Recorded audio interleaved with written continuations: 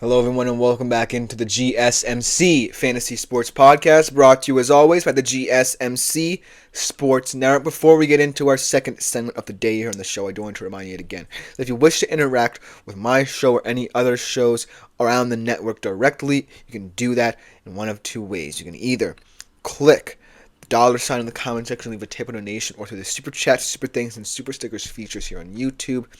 Comment anything concerning the show or anything concerning your fantasy football exploits. It's a great way to interact with my show and others. Greatly appreciated, and most importantly, makes this show that much better. Without further ado, let us jump into our second segment of the day here, transitioning from the starts to the sits. We always have to talk about the negative aspects of fantasy football somehow, and unfortunately, these 5 players at each position that I've picked aren't necessarily, favorable options for you in this week. So without further ado, let's talk about them. At the QE position, Bo Nix unfortunately finds himself on my sit list. Now, I know that there are opportunities there to be had for him in the pass game against this kind of confusing Ravens pass defense, one that hasn't really gotten going, and it's been one of the parts of Bo Nix's game that has been improving steadily over these past couple of weeks, especially in the play action. We can take advantage of moving out of structure, creating plays with his legs. But I just feel like at some point, this Ravens defense will round into form and Bo Nix will get a little bit ahead of himself. These past couple of weeks, we've seen great growth and maturity from him, but he hasn't really played anyone noteworthy. And in this Ravens team, it's going to make him play catch-up. And when you have to play catch-up against a team like the Ravens, you're going to find yourself forcing things a lot, especially in the offensive side of the football. So look for Bo Nix to potentially be a little bit more erratic than he's been these past few weeks against a team that actually knows how to drive in the football field, score points, and most importantly, close you out. Well, not entirely in some regards, but at least in certain ways, knows how to put up points and how to, most importantly, win football games. Enough football games to, maybe not mentioning their close game reputation. But Bo Nix, nevertheless, finds himself on the sit list because of that factor. Now, for the running back position, this one's a little bit of a weird one because we don't necessarily know how the Packers are going to play this. We don't necessarily know if Jordan Love will start this game, even though it's looking more and more likely that he could.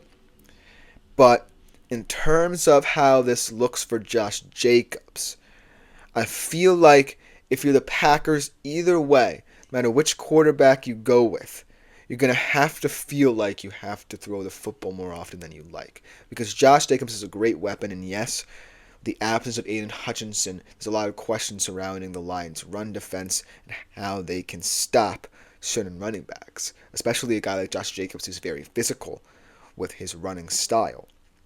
But the fact that there's so many questions now surrounding who's going to play quarterback for the Packers come Sunday leads me to believe that Josh Jacobs' status could be ever-changing and so volatile in this game. There could be moments where they might need him to try and wear down this Lions defense if they're still in the game.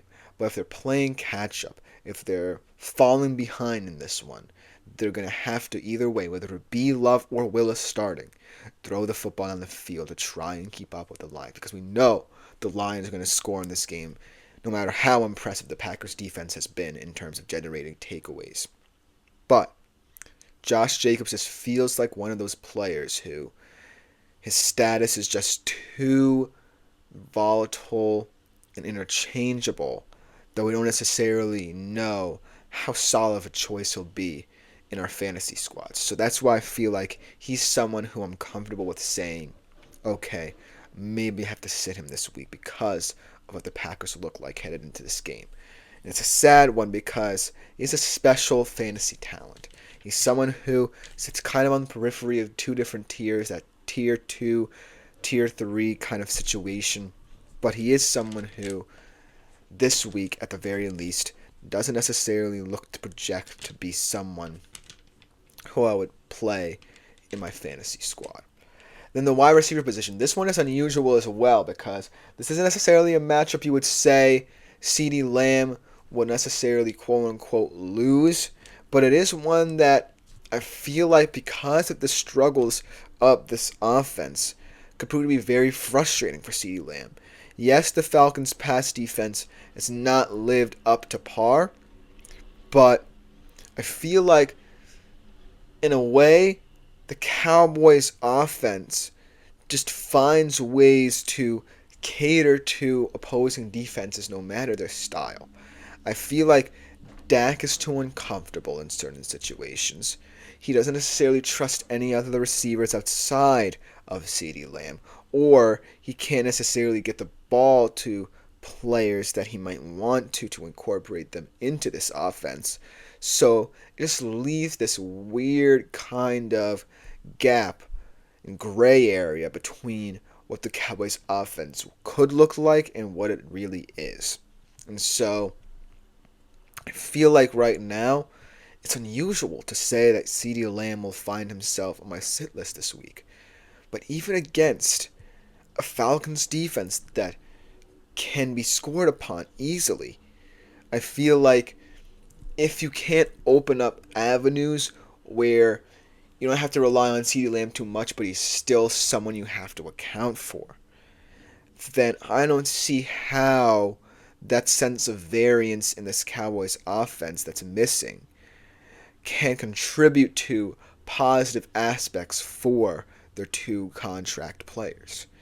If you can't prove that Dak and CD can perform within the structures of an offense rather than just as individuals, then there's really no hope in the Cowboys being diverse enough to where you can say, okay, maybe CD can become more matchups oriented.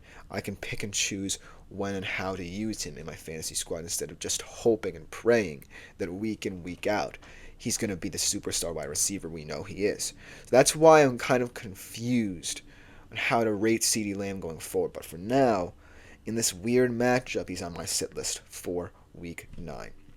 The tight end position, even though I projected his quarterback to be one of my favorite starts of the week, Dallas Goedert is slowly losing his luster that he kind of gained mid-season, where he looked like one of the top weapons for the Eagles going forward. And I feel like he still could be in certain moments, but I just feel like the Eagles' best offensive performances have stemmed from the ability to be efficient and explosive at the same time.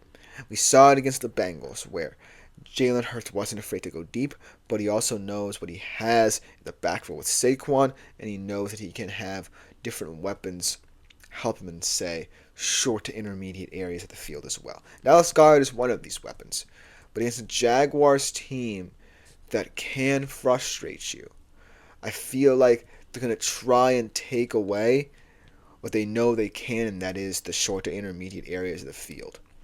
I don't know how they'll hold up on islands against receivers like A.J. Brown and Devontae Smith, but if they try and remain compact in the middle of the field, then I see frustrating moments for guys like Dallas Goedert in this game. So it truly depends on how the Jaguars really present their defense on the day. And not for nothing, I feel like, it's going to be tough trying to ignore what A.J. Brown and Devontae Smith can do. But I think that, A, you need to try and confine the short to intermediate areas of the field, but B, you also have to worry about Jalen Hurts, like I said, his legs, and how he can compete out of structure. So they're going to focus a lot on A, generating pressure, but B, making sure that short to intermediate areas of the field are availed to Jalen Hurts. So that's why I feel like Dallas Goedert is not necessarily someone I have high hopes for in this matchup. But I'm not necessarily condemning him to tight end 4-5 status. He still is someone who merits conversation in terms of a starting tight end, because this is one of the more interesting markets in the fantasy landscape because of how much depth there is and how much depth there's proven to be this season outside of, the big guns at the top. So Dallas Goedert is someone who week in, week out might find himself on either one of these lists based off of the Eagles' performance as a whole. Because not only is Dallas Goedert one of the weirdest tight ends, the Eagles are one of the weirdest teams in the NFL. And so we can't necessarily gauge how certain position players for them can pan out week by week, especially when they haven't had the toughest of schedules for any team. Especially going into this week against the Jags, we know that they'll have their matchups. It's just a matter of which matchups won't be there for them going forward. Then the final defense that I want to talk about in terms of a sitting perspective in fantasy is the Green Bay Packers. Now, I know what you're thinking. This is still a team that I know is one of the best in terms of generating takeaways. Lead the league, I believe, in takeaways. Steve McKinney, their star corner, leading the league in interceptions. Jair Alexander, not far behind. But this is the Lions we're talking about. And no matter how they win, I feel like the inevitability of them winning is starting to take hold. No matter how they come at you. Because they have at least 3 to 4 different game plans. They have a game plan where they can ground you in submission like they did against the Seahawks. They have a game plan where they can beat you on special teams like they did with the Titans. They have a game plan where they can pass the football well like they did against the Vikings. They have so much versatility. Ben Johnson is so comfortable as their offensive coordinator now that he's in his bag most games. And every single coordinator, Aaron Glenn, I don't know the name of their special teams coordinator, but him as well, Dan Campbell even, has this group playing some of the best football they've ever played. And that's a daunting task for any defense. Even a defense that's confident they can at least create plays in their defense, like the Packers.